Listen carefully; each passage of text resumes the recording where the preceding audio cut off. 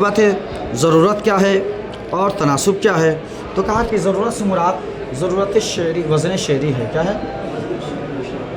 یعنی وزن شعر کو برقرار رکھنے کے لیے کبھی کبھی غیر منصرف پر بھی تنوین اور کسرہ لے آتے ہیں. غیر منصرف پر بھی ویسے تو حکم یہی ہے کہ اس پر کسرہ اور تنوین نہیں آئے گی، لیکن کبھی ایسا ہوگا کہ ہمیں قافیہ اور ردیف کو بچانے، وزن شعر کو بچانے کے لیے ہمیں غیر منصرف پر بھی کسرہ و تنوین لانی پڑ جاتی ہے. ٹھیک ہے. اچھا، تناسب کیا ہے؟ تو کہا کہ تناسب سے مراد یہ ہے کہ مسجع مقفع نثر میں، یہ تو نظم میں ہوتا ہے. ضرورت کیا ہے؟ نظم ہے. اور تناسب کیا ہے؟ یہ نثر میں ہے. کس میں؟ نثر میں. تو اس میں کیا ہے؟ بہت سارے نثر ایسے ہیں جو مسجع مقفع ہوتے ہیں. جیسے مان لیجئے قرآن تو نظم نہیں ہے، قرآن تو شعر کی مخالفت کرتا ہے، شعر و شاعری کی مخالفت کرتا ہے نا، ناجائز شعر و شاعری کی. وَمَا يَنبَغِي لَهُ الشُّعَرَاءُ يَتَّبِعُونَ الْغَاوِ. اور حضور علیہ السلام کو فرمایا حضور یہ شعر و شاعری آپ کی شان نہیں ہے. تو لیکن دیکھیے اِنَّا أَعْطَيْنَاكَ الْكَوْثَرَ، اِنَّا أَعْطَيْنَاكَ الْكَوْثَرَ فَصَلِّ لِرَبِّكَ وَانْحَرْ إِنَّ شَانِئَكَ هُوَ الْأَبْتَرُ. دیکھ رہے ہیں؟ تو کوثر، ابتر، یہ سب کیا ہے؟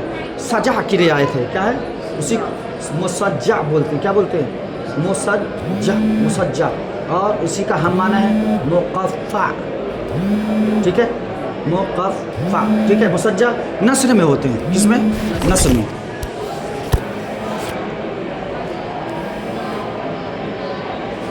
نا کہ یہ سجع کی رعایت کس میں ہوتی ہے؟ تو اسی کو تناسب کہا ہے. کیا کہا ہے؟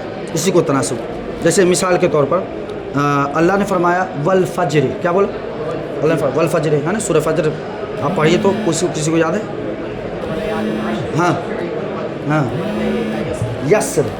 والفجر کی جگہ یسر اصل میں کیا ہے؟ فعل مضارع ہے. نہیں سمجھے؟ تو اس کی رعایت کرتے ہوئے کیا کیا؟ را پہ زر کر دیا. نہیں سمجھے؟ یا کو حذف کر دیا. اسی طرح بے شمار نثر میں سجع کی رعایت کرتے ہوئے غیر منصرف آ جائے تو اس پر بھی کسرہ و تنوین ڈال دیتے ہیں. اچھا، جیسے مثال کے طور پر سلاسلن. کیا ہے؟ سلاسلن. یہ اغلالن یہ تو منصرف ہے. کیا ہے؟ منصرف ہے. اور سلاسلہ کیا ہے؟ غیر منصرف ہے. کیا ہے؟ غیر منصرف ہے. آپ تو دیکھ سکتے ہیں اس پہ سلاسلن، سلاسلہ، مصابیح. نہیں سمجھے؟ یہ جمع الجموع ہے. اور جمع الجموع وہ ہے جو ایک قائم مقام دو کے ہوتے ہیں. تو گویا سلاسلن ہونا چاہیے غیر منصرف، تو سلاسلہ ہونا چاہیے. تو کہا نہیں، یہ ضرورت کی بنیاد پہ کیا ہے؟ یا تناسب کی بنیاد پہ. حالانکہ مثال تناسب کی دے دیا. ٹھیک ہے. تو چونکہ اغلالن پہ قرآن کی آیت میں ہے، اغلالن پر چونکہ دو تنوین ہے تو اسی کی رعایت کرتے ہوئے یعنی مناسبت سے، تناسب مناسبت سے، اسی منصرف کی مناسبت سے یہاں غیر منصرف پر بھی دو تنوین ڈال دیا، دو تنوین آ گئی. ٹھیک ہے نا. تو ضرورت جو ہے یہ وزن شعری میں ہے. وزن شعری کو بچانے کے لیے تناسب یہ نثر میں ہے سجع کی رعایت کرتے ہوئے. اور اسی کو یہ ایک بلاغت ہے. یہ کیا ہے؟ ایک بلاغت کہ ایک دوسرے کی رعایت کرتے ہوئے ایک دوسرے کا حق ایک دوسرے پہ دے دیتے ہیں. ٹھیک ہے. اس سے بات ہی کرنا پڑے گا، فون آ رہا تھا.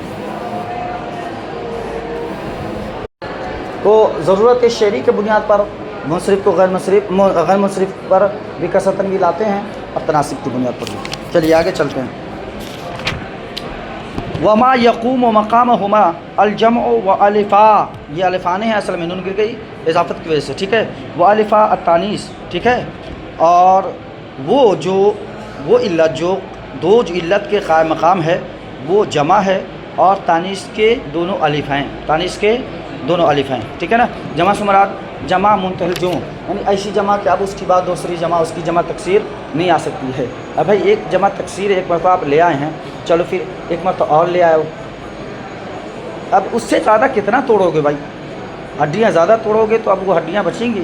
اسی طرح جمع کی جب جمع لے آئے اب کتنی جمع لاؤ گے بھائی؟ ٹھیک ہے. تو اب جس کی جمع تکسیر دوبارہ نہ آئے اسے جمع منتہی الجمع کہتے ہیں. ٹھیک ہے نا. تو یہ بھی ایک قائم مقام دو کے، کیوں؟ اس لیے کہ آپ دو بار جمع لے کے آ گئے ہو نا، دو سبب آ گئے، اس میں دو علت ہو گئے. اسی طرح دو الف تانیث کی دو الف ہے تو الف مقصورہ الف ممدودہ، الف مقصورہ الف ممدودہ. الف ممدودہ الف مقصورہ جیسے ہاں